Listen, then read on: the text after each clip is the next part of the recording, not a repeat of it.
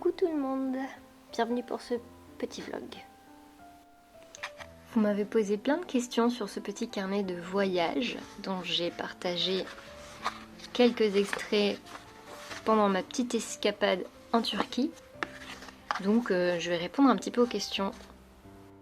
Ici, comme dans tout bon vlog cosy visant à oublier la fascisation du monde actuel, j'observe poétiquement le paysage qui aura disparu dans une génération en buvant une tisane refroidie dans ma tasse kitsch de VJ C'est tout petit. Alors, sur l'aspect technique, rapidement, c'est un petit carnet tout simple, en papier recyclé. Il y en a beaucoup comme ça en Inde. C'est d'ailleurs là-bas que je l'ai acheté quand j'y suis allée l'année dernière. C'est un papier dont le toucher est très très agréable, qui se referme comme ça. Et bon, c'est des carnets achetés vraiment au pif, hein, parce que passion carnet, j'en ai plein, j'en achète où que j'aille en voyage. Celui-là, c'est celui que j'ai acheté en Turquie d'ailleurs, et je sais pas encore à quoi il va me servir, mais j'adore le format qui est un peu original. À voir. Concernant ce carnet-là du coup, pour y dessiner avec un stylo, c'est pas si évident parce que le papier est quand même très texturé et ça accroche trop, donc c'est pas si facile de tracer des lignes assez nettes. Finalement, ça donne quand même un effet un peu dessin délavé que moi j'aime beaucoup, mais c'est pas si facile de dessiner précisément. Par contre, pour y peindre directement à l'aquarelle, là c'est vraiment super. Le papier est très texturé et je pensais pas qu'il était si épais que ça, mais il boit super bien l'eau. Et bon, en fait, j'ai tout fait plus ou moins à l'aquarelle des deux côtés. Et là, c'est un dessin que j'ai retouché pas mal de fois avec plein d'eau. J'ai peint mouillé sur mouillé. Et franchement, le papier n'a pas gondolé, ça n'a pas transpercé. Je pense que j'aurais pu encore mettre pas mal de couches d'eau. Le papier est un peu rêche, mais il réagit très très bien. Donc c'était vraiment très plaisant de dessiner sur ce papier-là. Ce dessin-là, je le trouve assez réussi. C'était très agréable. En général, j'ai un liner noir, tout simple, pour faire mes dessins. Là, en Turquie, j'ai trouvé un petit liner marron. Ça peut faire des dessins un peu plus doux. Donc je vais tester, là, pour mon prochain voyage en Suède. J'ai un crayon, une gomme. C'est une gomme en mie de pain. C'est très doux pour effacer, donc j'aime bien. Mon stylo feutre Pentel. J'aime trop faire ça comme une influenceuse. Mon stylo feutre Pentel à l'encre de Chine, pour avoir un noir super intense mais pas s'en mettre partout. J'ai deux crayons, un crayon marron et un crayon avec une pointe multicolore. Ça c'est super pour faire des effets de style. J'ai ça, un stylo pour enfants avec plein de couleurs, mais en fait quand on sait l'utiliser on peut faire des trucs très créatifs avec. Et enfin, deux principaux éléments de mes dessins, c'est surtout ça.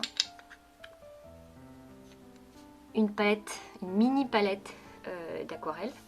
Donc celle-là je l'ai trouvée sur Etsy, mais en fait on la trouve maintenant assez facilement sur internet.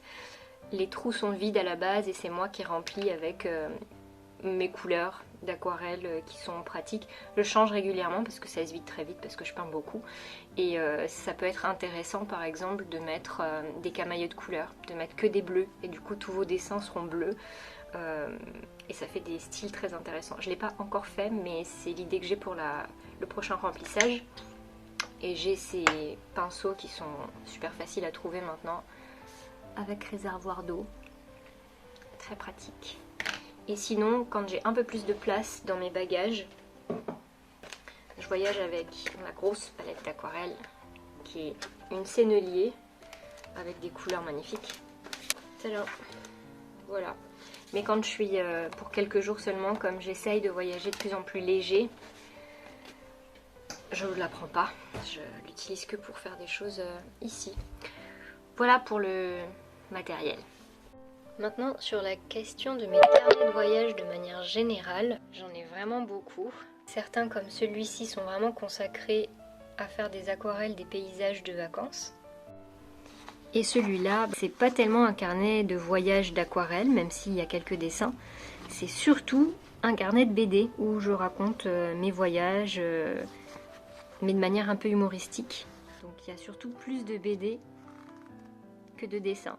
Au milieu, de temps en temps, il y a certains beaux dessins. Là, c'est fait d'après photo, mais il y en a que je fais en live, comme la mosquée bleue qu'on a vue tout à l'heure, ou encore la balade sur le Bosphore qu'on a faite avec ma maman pour son anniversaire, etc. Et en fait, j'en ai énormément. Ça, ce sont mes zapbooks que je tiens depuis 12 ans et qui racontent un peu toute ma vie sous forme de journal intime mais dessiné. La règle, c'était d'avoir un dessin par jour. Le tout premier, il date de 2012, donc c'est assez vieux. Et c'est assez ironique parce que je vous parle des carnets de voyage et en fait, ce carnet s'appelle le carnet de non-voyage parce qu'en gros, ma petite sœur partait aux Philippines et moi non. Et donc j'avais un peu le seum. Et donc je racontais mon été à la cité. Et donc je dessinais jour par jour un moment qui m'avait marqué dans la journée. Ça c'est un film que j'ai dû aller voir, des achats que j'ai faits. Là parfois, bon, c'est mimes. Là j'ai 3 carnets que vous connaissez déjà un petit peu parce que si vous me suiviez à l'époque sur le blog de Soubi, bah, je racontais déjà un petit peu toutes mes aventures. Voilà, c'est la préparation de l'agrégation de philo que j'ai passée donc il y a 10 ans maintenant. Et il y a des moments qui sont hyper drôles comme il y a des moments qui sont beaucoup plus tristes.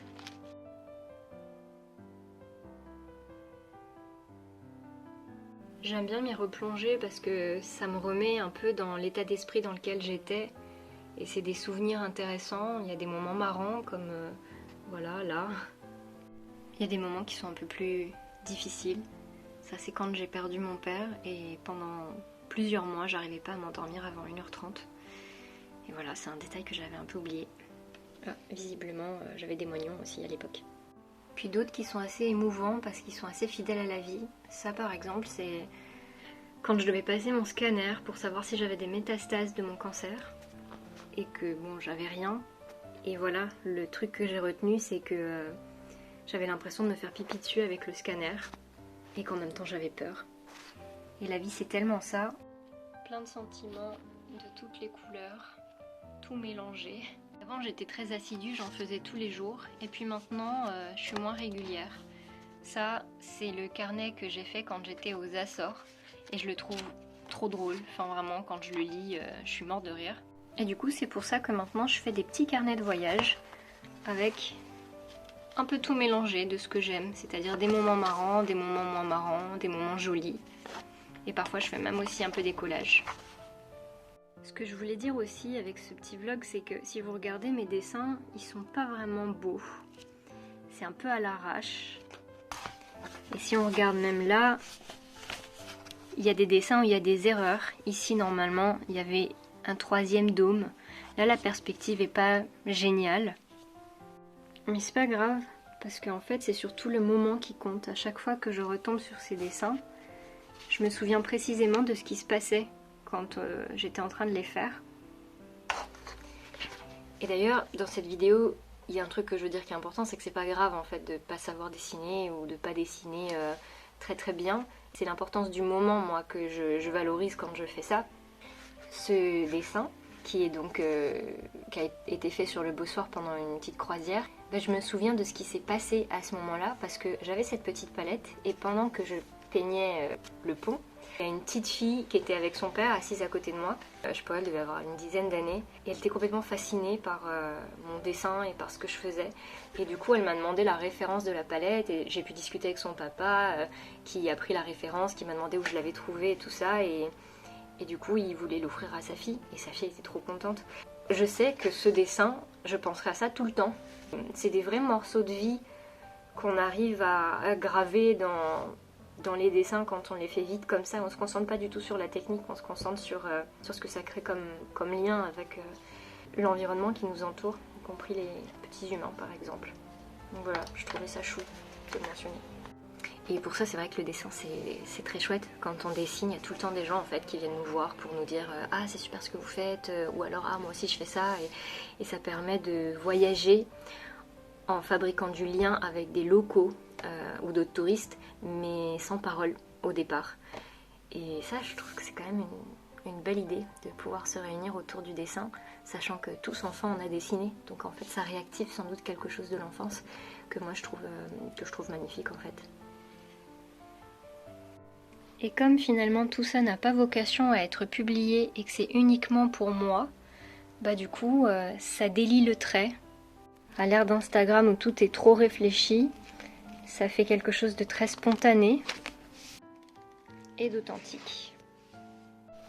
Et c'est hyper important d'avoir des espaces dans lesquels on peut créer sans pression, parce que moi j'adore dessiner, j'adore peindre, j'adore créer, et le souci c'est que très rapidement on peut se sentir sous la pression de la perfection, parce qu'on a envie de mettre sur Instagram, parce que peut-être c'est notre métier.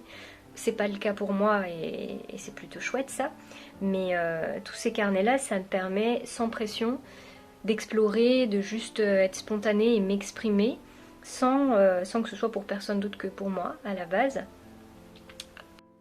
Et ça c'est le carnet de mon prochain voyage que j'ai fabriqué à partir de chutes de papier. Je vais rendre visite à ma belle-sœur en Suède très bientôt. Voilà. Ouais, désolée, je filme dans ma salle de bain parce que j'ai pas filmé la journée. Donc j'ai plus de lumière du jour. Et voilà, let's go! Voilà, j'avais envie de faire un petit vlog, peut-être qu'il y en aura d'autres, mais j'espère que ça vous a aidé, et, ou au moins que ça vous a diverti. Et puis bah, peut-être à bientôt, je sais pas si j'en referai, mais je suivrai mon envie, un peu comme pour ces dessins. Bye!